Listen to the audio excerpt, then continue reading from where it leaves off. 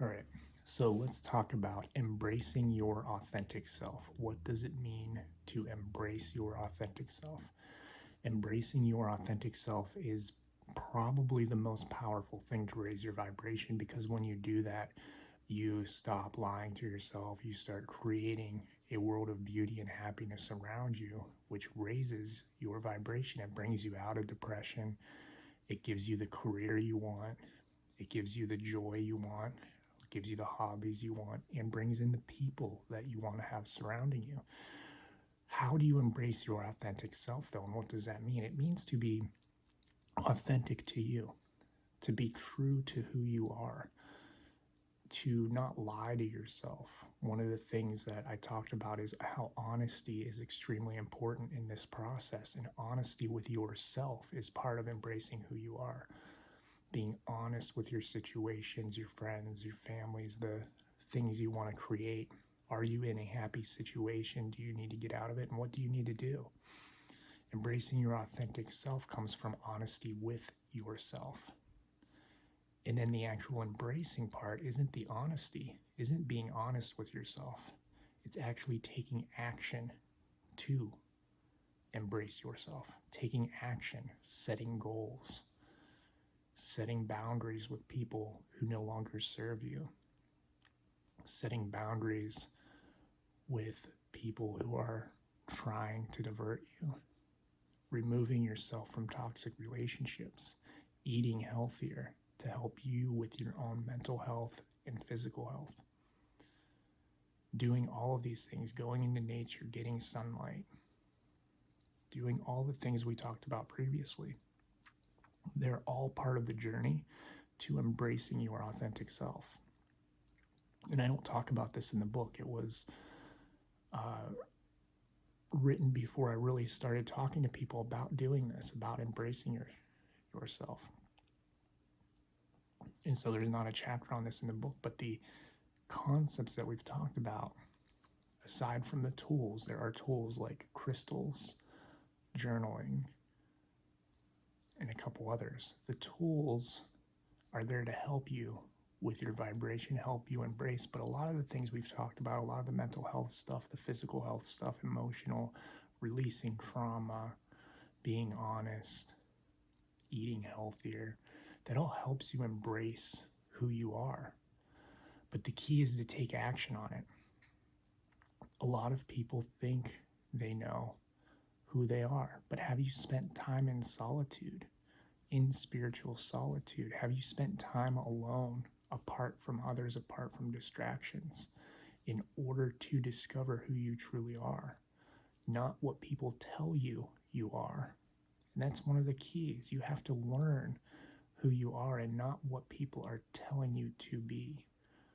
A lot of people are being told what to be. I was being told what to be in my relationship, with my friends, with different people throughout my life. I was told what to be. But you have to spend time in solitude to get rid of that distraction, to clear that trauma, and then really ask yourself, who am I? Who am I? What do I want? What is my journey? What is my destination? Where do I want to be in 10 years, 5 years, 1 year?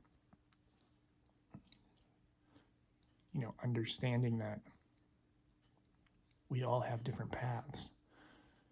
But if we all do the work to clear our traumas, if we all do the work to heal ourselves emotionally, mentally, physically, spiritually, raising our vibration is easy because it comes from embracing your authentic self. All the tools help.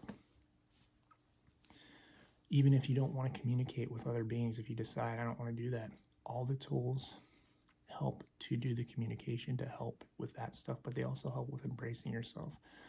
And if there's one thing you learn from this course, learn that you can heal, you can become whole, and you can take responsibility for who you are.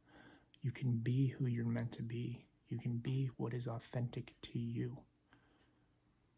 Whatever that is, whatever you want to be. Career, hobbies, personality, appearance, whatever it is. But it's up to you to take action, to follow through with it, to do it regardless of what other people say.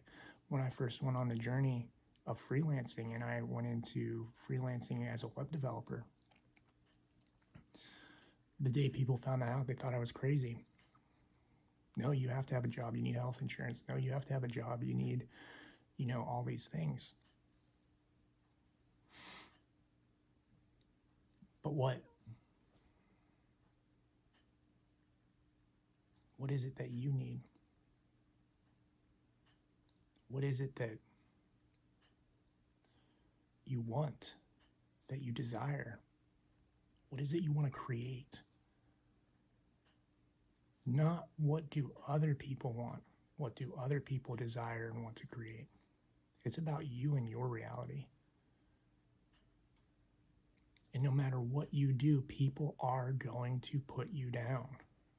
They are going to shift because you're changing. You're no longer the same. Why aren't you the same? You're not the same person you were a month ago, a year ago, 10 years ago. Why are you changing? Because you're evolving. You're embracing yourself. When I did that, I was writing. I learned to write. I learned that in order to embrace myself, I had to write fantasy books, which meant writing stories, putting my traumas into those stories. And so I was able to embrace myself in doing that. I was able to learn who I was, to learn that I was very creative and could write really good, easy to read, action-packed, entertaining fantasy stories that I enjoyed. The stories I always wanted to read, not the George R.R. Martin 1,000-page books that take forever to read and are boring. Like, there are sections where it gets hard to read in those types of books, and then you put it down, you don't read it anymore. I realized I was able to create, I was able to write. And through that, my guides used that to get me back into meditation, to get me back into spiritual work, because I embraced part of myself regardless of people telling me no, regardless of those who were jealous. I had friends who were extremely jealous. I had two friends. One of them was an English major. Another one was an art major. And here I was, a computer science major, going to conventions with multiple books published, with art all over the table that I had created, embracing who I was. That creates jealousy when people who want to do that aren't doing it. They weren't working in those industries. And even though you could say, why don't you do your artwork? Why don't you write or do something with your writing? They stick to the corporate job. They stick to the way people want to mold them, which creates jealousy towards people who embrace their authentic self. But you have to move past that. You have to realize that that is their state of consciousness. It's not your responsibility how people react to you. You're responsible for yourself. Remember that section on reaction versus response. You're responsible for yourself. They're responsible for them. And all you have to do in life is take care of your authentic self. Do what is authentic to you. Raises your vibration because you're being honest with yourself. You're being honest with people. You're setting boundaries.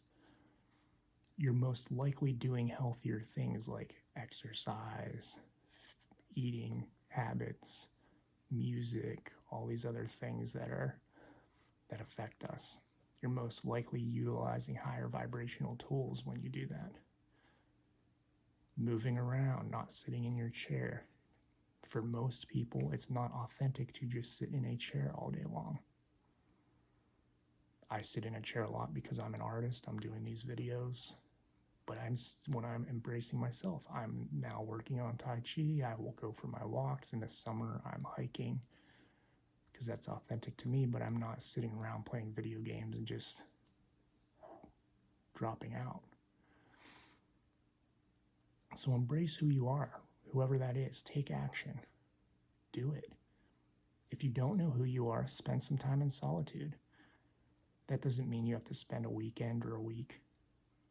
It means spend an hour a day, 15 minutes a day even. Spend time in solitude with yourself, asking yourself questions. Who am I? What do I want? What do I need? And understand the difference between need and want. Just because you want something doesn't mean you need it. Need is a roof over your head, food to eat, clothes on your back. That is need. So ask yourself, in those moments of solitude, write it out.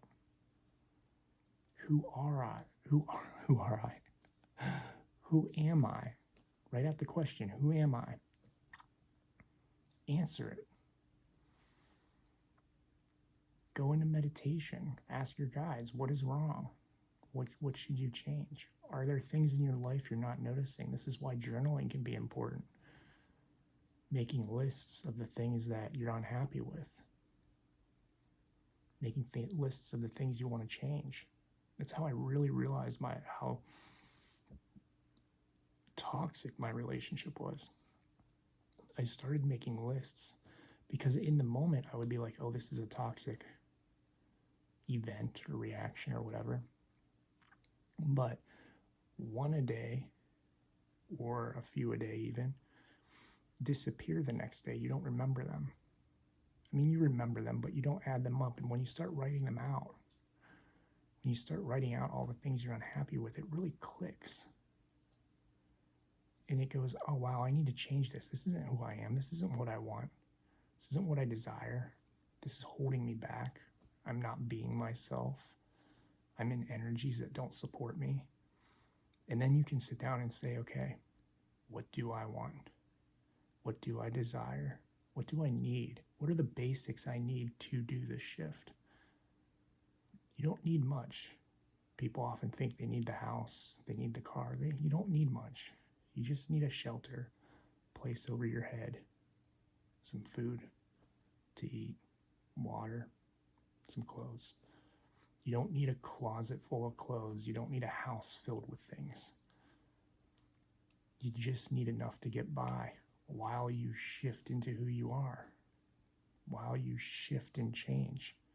And you have to be willing to sacrifice. If you're somebody who's in a big house, but you're unhappy, and part of your motivation for not embracing who you are is you'll lose the house, you'll lose the money, you'll lose this.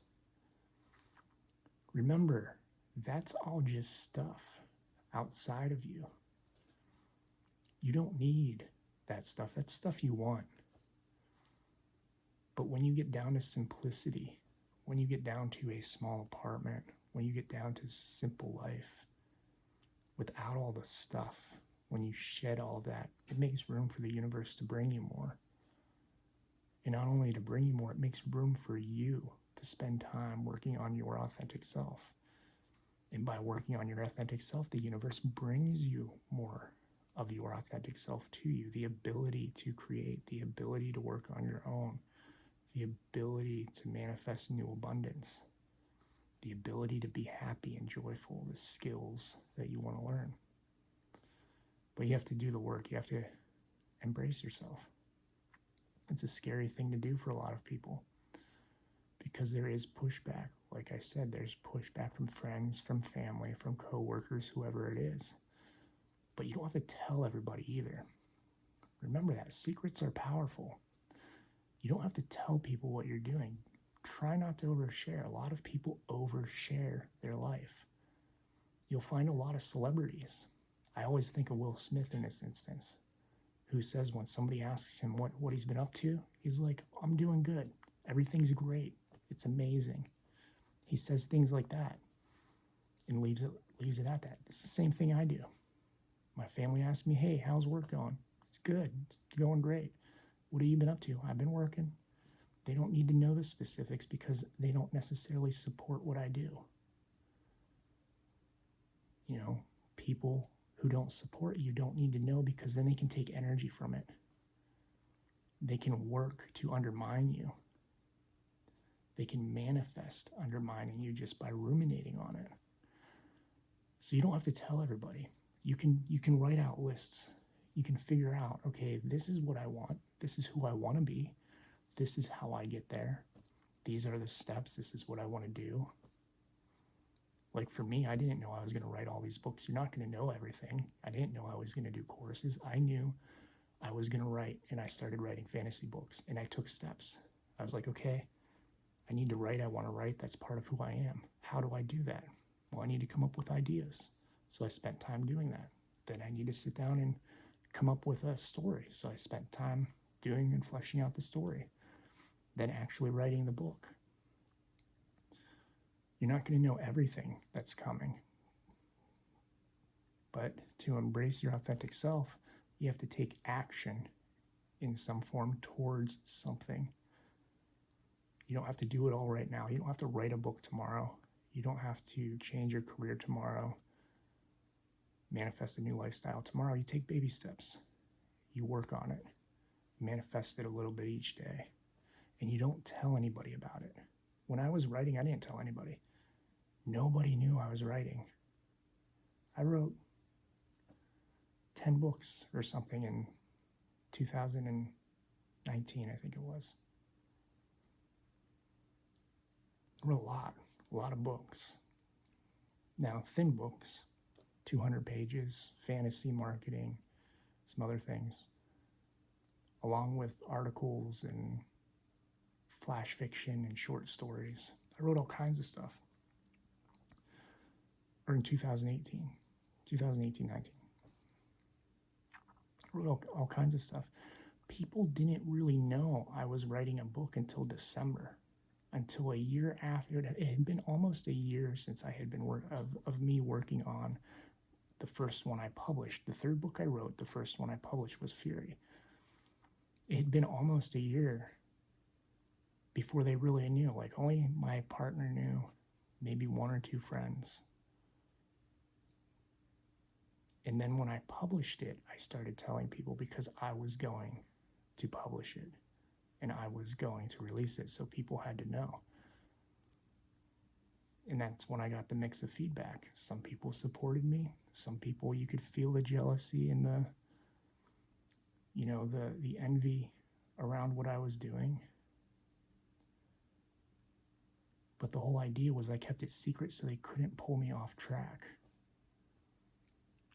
And I did the same thing with my spirit work. Nobody knew I spent a year working on spirit art. If somebody came up to a convention table and saw me drawing, all they knew was I was drawing. Oh, what are you doing? Oh, I'm doodling. I'm drawing. Oh, okay, cool. They didn't know I was channeling and actually talking to beings and doing all this other stuff. I released that over time. I started announcing it over time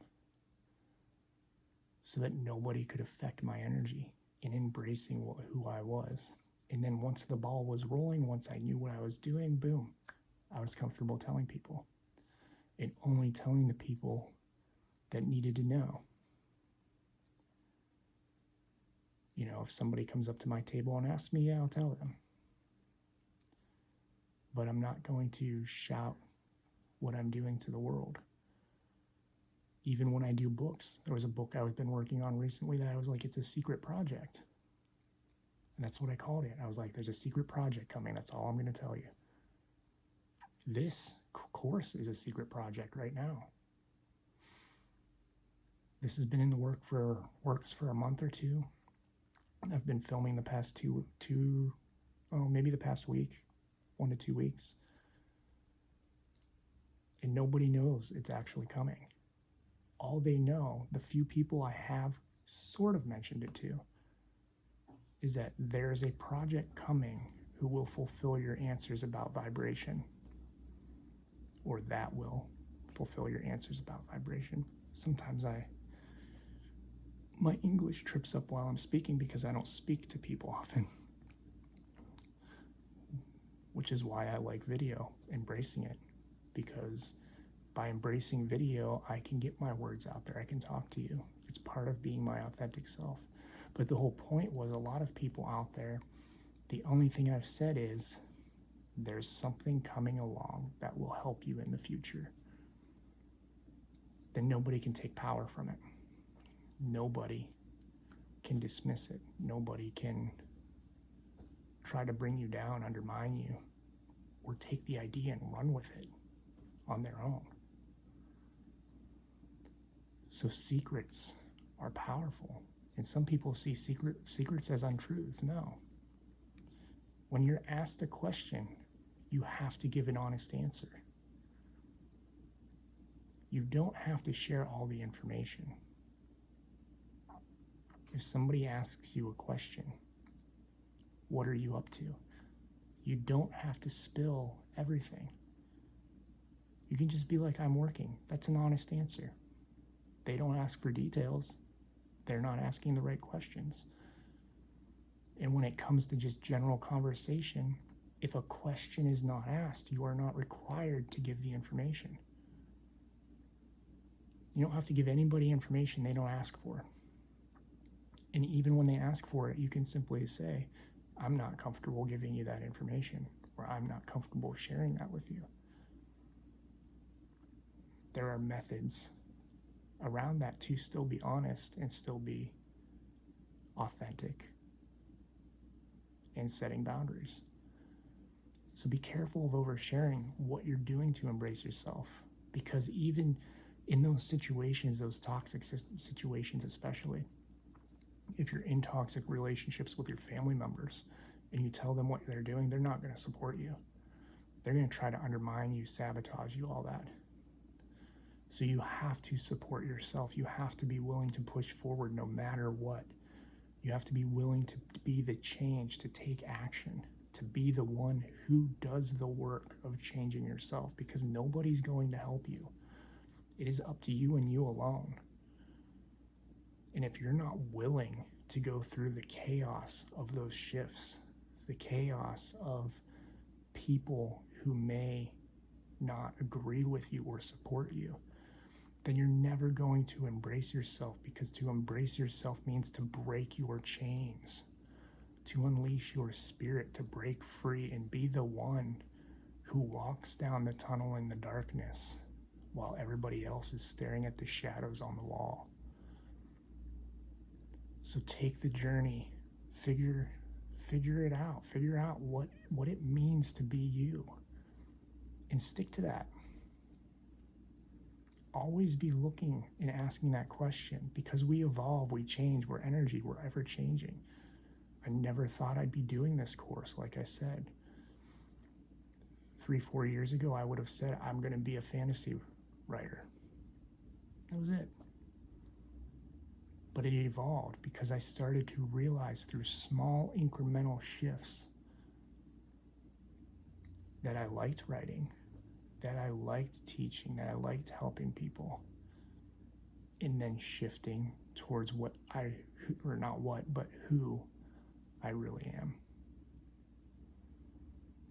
So it starts with those small shifts. It starts with breaking your chains, walking down that tunnel away from everybody else who's holding you back, seeing the light in the distance.